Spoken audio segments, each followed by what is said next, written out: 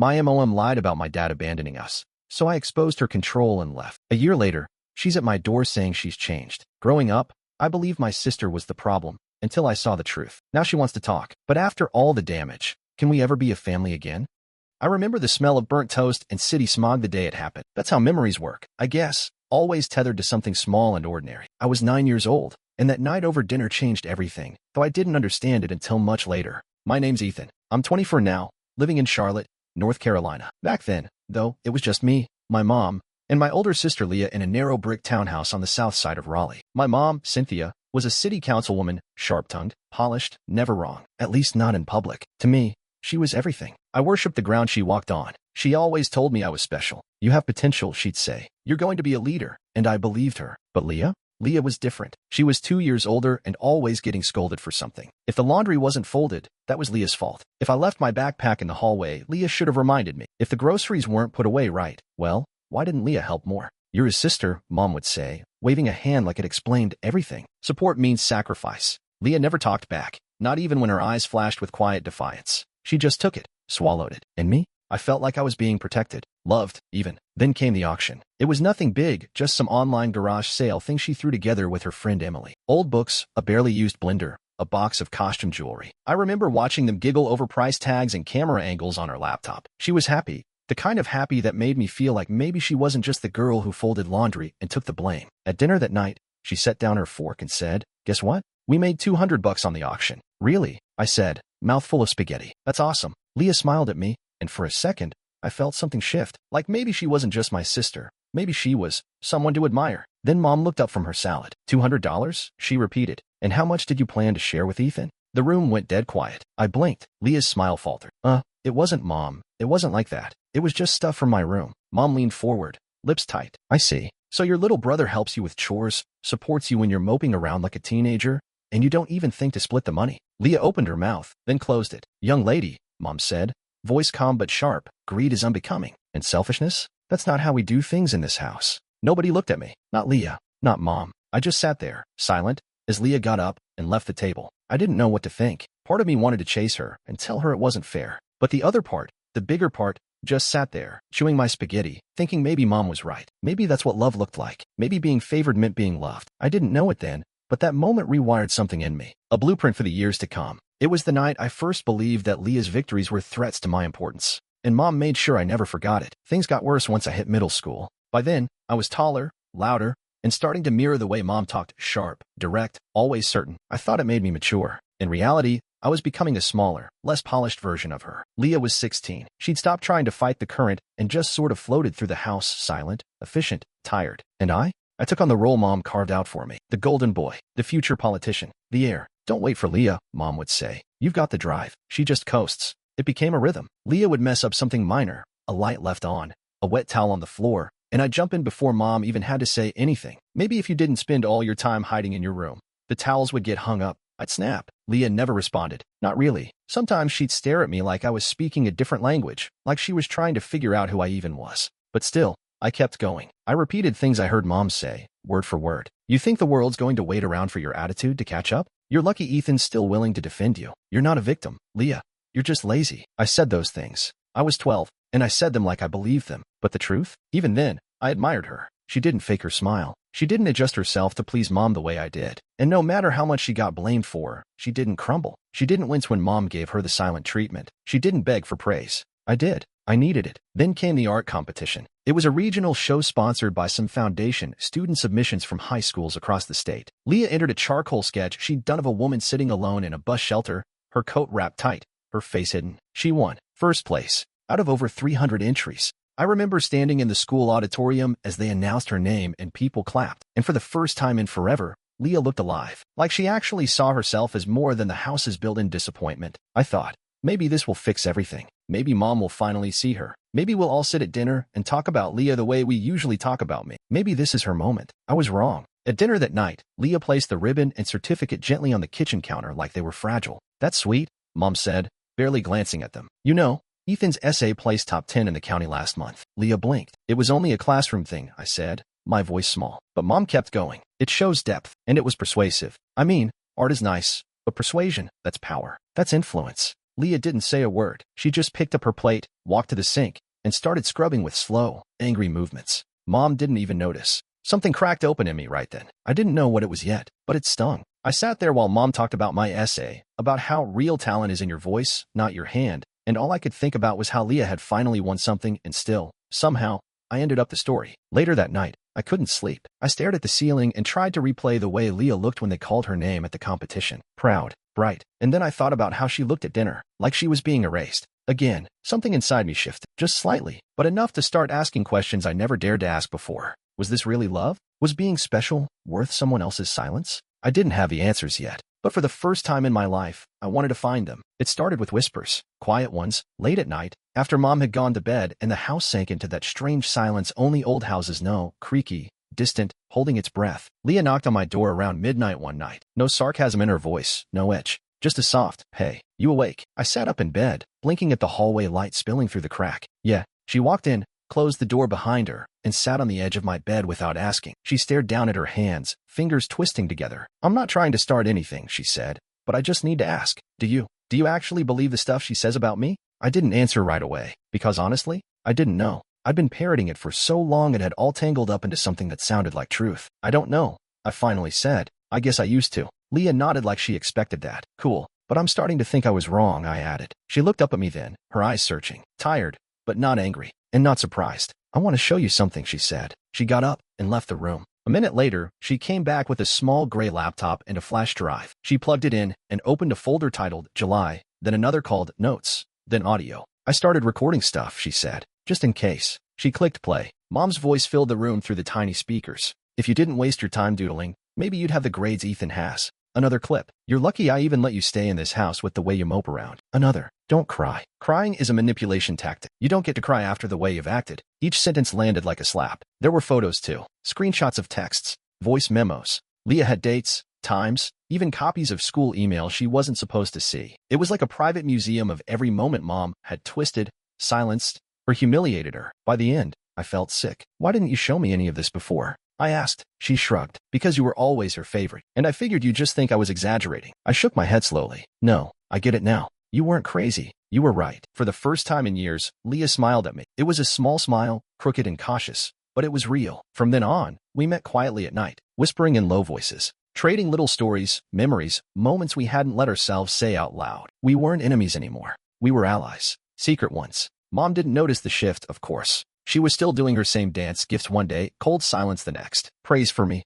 Icy criticism for Leah. Like clockwork. But something had changed. I stopped jumping to her defense. And for the first time, I stopped seeing Leah as the one who needed fixing. It was me who had been broken. And now, finally, I was starting to wake up. The first time I saw what a normal family looked like, it felt like stepping into another planet. I was 13, invited over to my friend Connor's apartment for a sleepover. His mom, Trish, lived in a third-floor walk-up with mismatched chairs and cartoon magnets on the fridge. The place smelled like cinnamon and fabric softener. It wasn't anything fancy, but it felt alive, comfortable. Trish greeted us in leggings and a messy bun, holding 2 mugs of hot chocolate. "Hey, Ethan," she said with a big smile. "You're officially adopted for the night." I laughed, thinking she was joking. But then she ruffled Connor's hair and said, "You boys want popcorn now or after the movie?" "Now," Connor shouted from the couch. She winked at me. "One vote for now, Ethan." I shrugged. "Sure." She nodded and disappeared into the kitchen, humming some old pop song under her breath. Just like that. No sighs. No eye rolls. No subtle digs about how messy we were or how immature. It was like visiting a parallel universe where kindness wasn't currency, it was just given. I couldn't stop watching her. The way she smiled at Connor when he told a dumb joke. The way she reminded him to brush his teeth without making it sound like a punishment. When he accidentally knocked over a soda can, she just said, "Grab a towel, buddy," and that was that. No lecture, no guilt. That night, we watched a movie, ate popcorn straight from the bowl, and stayed up until midnight. I remember lying on my sleeping bag, staring at the ceiling, trying to reconcile what I'd seen with the house I came from. When I got home the next morning, I barely stepped through the door before Mom was on me. "What time did you get in last night?" I blinked. Connor's mom dropped me off at 10. She glanced at the clock, then back at me with that look, the one that said I was already guilty of something. "And you didn't think to call?" I was about to alert the neighbors. "I told you I was staying the night." Her eyes narrowed. "Watch your tone." And just like that, the air thickened. The wall shrank. The feeling from Connor's place, the warmth, the ease, evaporated like it had never existed. That night, I found Leah sitting on the porch. I told her about Trish, about the popcorn and the laughing, and how she didn't yell when Connor dropped a drink. Leah stared out at the street for a while. "That must have felt weird," she said. "Yeah, I admitted, it did. She was quiet for a second, then added, I used to think all families were like ours, that everyone walked on eggshells. We didn't say much after that, until she showed me the USB. She had found it years ago, sewn into the backseam of an old stuffed bear our dad had given her before he left. She never told me because Mom always said Dad had abandoned us, that he never looked back. But Leah didn't buy it. She had unstitched the bear and found a tiny silver flash drive. On it was one email, dated 2 years after the divorce. A message from Dad. I'm trying to reach you and Ethan. I miss you both. I've filed for visitation again, but your mother's lawyers keep blocking it. I hope someday you'll read this. I stared at the words, feeling my stomach turn. She told me you didn't want us. I whispered. Leah nodded. She lied. I sat back, heart pounding. My entire childhood had been shaped by that one lie. That Dad didn't care. That he had just walked away. But now I could see the truth. Mom didn't just manipulate us. She erased people. She erased our father. And suddenly, everything, the favoritism, the control, the stories she told, took on a new shape. She didn't love me more. She just knew how to use me better. And now that I'd seen the outside, now that I'd tasted something different, I couldn't unsee it. And I sure as hell couldn't go back. We waited until Mom left for her monthly policy dinner, some city council thing with wine and speeches where she could wear her pearls and play queen. As soon as her car pulled out of the driveway, Leah and I flew into motion. We locked the door behind her. Leah pulled out the USB stick. I pulled out an old prepaid flip phone I'd been hiding under my mattress since last summer. It still had battery, still had minutes. Ready? She asked. I nodded, thumb hovering over the call button. I hope he still has the same number. It rang once, then twice. I braced for a voicemail. Hello? A voice answered. Deep, scratchy, hesitant. Hi. My throat tightened. Is this Andrew Roth? A pause. Yes. Who is this? It's Ethan. I'm your son. Silence. A kind of silence that didn't feel empty. It felt like it was holding back something massive. Then, slowly, Ethan? Oh my God. Ethan, is Leah with you? Are you safe? I looked at Leah. She nodded, eyes wide. We're okay. For now, I said. But we know what happened. The USB, the email. Another long pause, followed by a shaky breath. I've been trying to reach you for years. Your mother blocked everything, emails, letters, the court notices. I filed for visitation 4 times. The restraining order wasn't real, Ethan. It was never about protecting you. It was about control. I felt it then. A weight slide off my chest that I didn't even know I'd been carrying. She told us you left, I said, my voice low. She said you didn't care. He made a sound like a laugh trying to fight through tears. She lied. That night, the 3 of us stayed on the phone for 2 hours. Dad lived 2 cities away, working as a geotechnical engineer. He wasn't rich. He didn't have a big house. But he said, I've got a pull-out couch and space heaters and room for both of you. That's all I need. We didn't need luxury. We needed freedom. Leah and I started planning the next day. We made copies of her digital diary, one on a backup USB, one in cloud storage, one on a school flash drive hidden in the lining of her pencil pouch. I started acting normal at home, laughing at Mom's jokes, asking for help on homework, playing Golden Boy again. Leah reached out to Mr. Crane, her old English teacher. She trusted him. Said he was the only adult who ever noticed when she came to school with puffy eyes or zero energy. We showed him the evidence, recordings, messages, journal entries. He didn't question a single thing. He just nodded and said, I'll help. He contacted youth services the same day. They couldn't remove us yet, not without a formal visit, not without proof beyond testimony. But Mr. Crane told us what to do, what to collect, what to expect. We had a plan, and for the first time, I saw a finish line. Mom still thought she was winning, but we were already halfway out. Mom changed almost overnight. It started small. A comment here, a weird glance there. But within a week of our call to Dad, she turned cold and suspicious, like some sixth sense had kicked in. She began checking our backpacks before school. Just making sure you're not bringing junk, she'd say, but her eyes lingered too long on zippers and side pockets.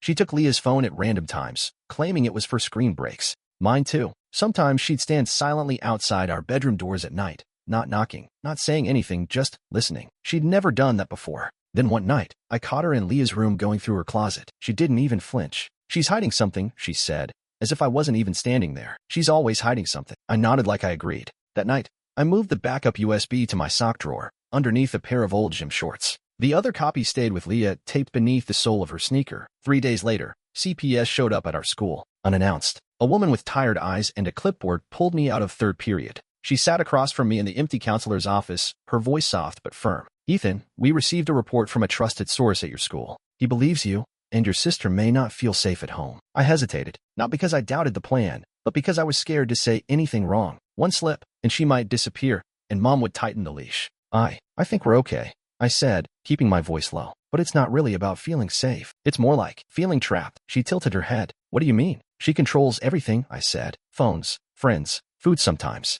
She yells a lot. Makes Leah feel like nothing. She says Dad left because we weren't good enough. The woman wrote something on her notepad and nodded slowly. Has she ever hit either of you? No, not like that. I said. It's her words. The way she talks. She scares us. They went to the house that afternoon. Mom was home, and she played her role like a pro. Oh, my kids are dramatic, she laughed, waving them inside. Leah's going through this angsty teenage phase. And Ethan? He just parrots whatever she says. She gave them lemonade, told them how passionate she was about her children's education, how she worked full-time to provide structure. She even showed them our chore charts like they were proof of some warm, healthy routine. The CPS worker left a note behind saying they'd follow up. That night, we knew we had to move fast. It happened 3 days later. We had everything ready, clothes rolled tightly into old drawstring bags, Leah's sneaker with the USB, my prepaid phone fully charged and hidden in my hoodie pocket. Dad was on standby. Mr. Crane had alerted CPS to expect a follow-up report with physical evidence. The night of the escape, Mom was in one of her moods, storming from room to room, muttering under her breath, slamming cabinet doors. Her face was tight, her voice clipped. Leah had accidentally spilled a glass of water, and Mom had called her a walking disaster. That was our cue. Around 9:15, I asked Mom if she could help me with a school essay. She rolled her eyes but followed me into the kitchen. I started fake typing on my Chromebook while asking her questions like, how do you explain city budgets? Just enough to keep her talking. Meanwhile, Leah slipped out the back door. She ran 5 blocks to a late-night cafe we picked because it had outdoor seating and a back exit. She kept the drive clenched in her fist the whole way. I kept Mom distracted for another 15 minutes before I said I was going to the bathroom and slipped out through the garage. I met Leah behind the cafe. She was sitting at a picnic table, shaking but smiling. A waitress came out to clear empty glasses and saw us. She didn't ask a lot of questions, just gave us a strange look, then said, "You two need anything? Can we borrow your phone?" Leah asked. She hesitated, then handed it over. I dialed Dad. He picked up on the first ring. "I'm close. 20 minutes. Don't move." We waited in the dark, sipping water from paper cups. The waitress came by once more and brought us a bag of cookies.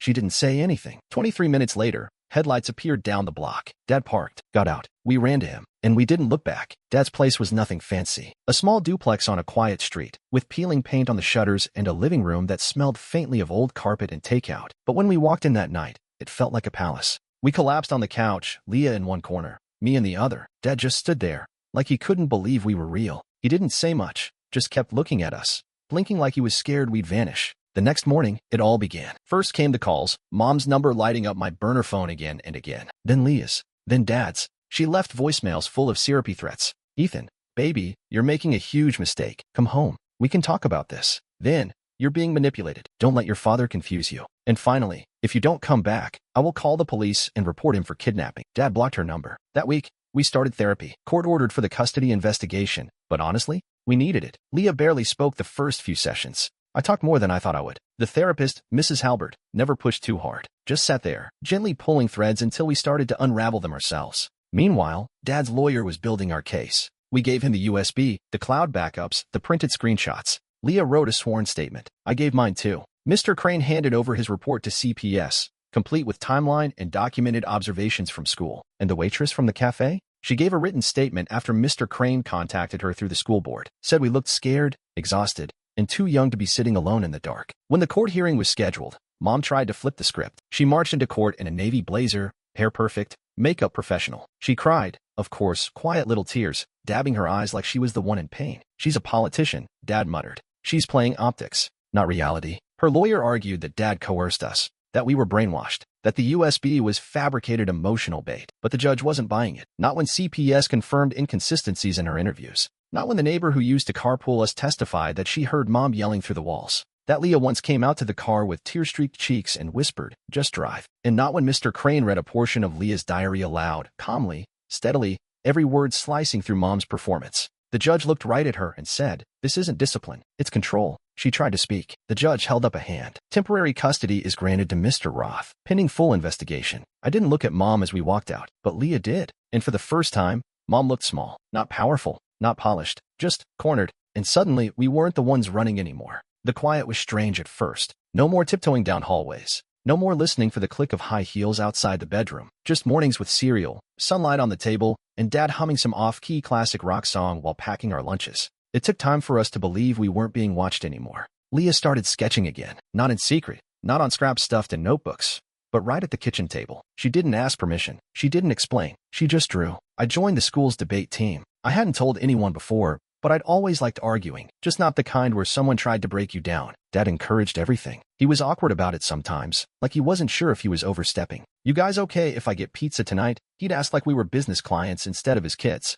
but we appreciated it. He was trying. About a month in, he started seeing someone. Her name was Tessa, a barista from the local coffee shop. She wore flannel shirts and laughed loud and real. Leah and I watched her carefully at first, suspicious by reflex, but she never pushed, never acted like we owed her anything. She just existed, soft, steady, gentle. One evening, we came home to find her and Dad baking cookies. The whole place smelled like vanilla and chocolate chips, and Leah and I just stared at them like we didn't know what planet we were on. "Want one?" Tessa asked, holding up a spatula like it was a peace offering. I took one. Leah took two. That was the night we started calling this place home. Then the letter came. A cream envelope with our names scrawled on the front in Mom's handwriting. No return address. Just one word inside. Explain. It wasn't signed. No apology. No questions. Just that single, demanding word. We didn't answer. A few weeks later, a second envelope arrived. This one was longer. Pages of what looked like therapy homework. Phrases like, "I recognize my part in the emotional dynamic," and "I'm learning to acknowledge triggers." But even through the polite wording, her voice bled through. Cold, calculated. There was still no ownership,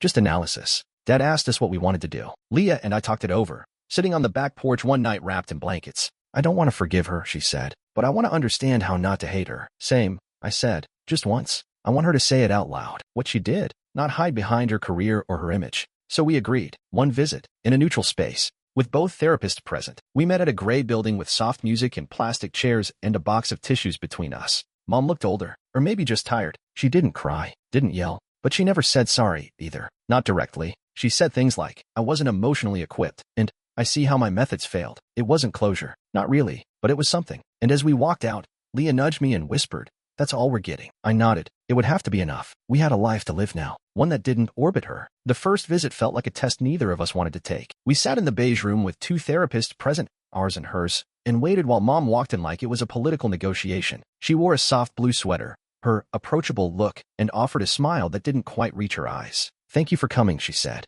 We both nodded, but no one smiled back. The therapist opened with rules. No interruptions. No raised voices. Speak honestly. Mom started talking. About her childhood. About control. About expectations. She said the word trauma, like she'd just learned it last week. "I know I caused pain," she said finally. "I've been reflecting." I didn't say anything at first. Neither did Leah. We just watched her, measured the space between her words and the truth we lived. Then Leah leaned forward, elbows on her knees. "You always said I was the difficult one," she said softly. "But really, I was just the one who wouldn't lie for you." Mom didn't flinch, but her throat bobbed. "I know," she said. "I didn't know how to handle you." Leah blinked like she hadn't expected her to admit it. Not directly. Then I spoke. "You loved me more when I repeated your words. You hated me when I started thinking for myself." Mom turned to me, her face tight. "That's not fair." I shrugged. "Maybe not, but it's true." The room went quiet. The therapists let it hang. We didn't fight. We didn't forgive. We just spoke. That was the only visit we agreed to. We walked out together, silent until we hit the parking lot. "That's it," Leah said. "Yeah."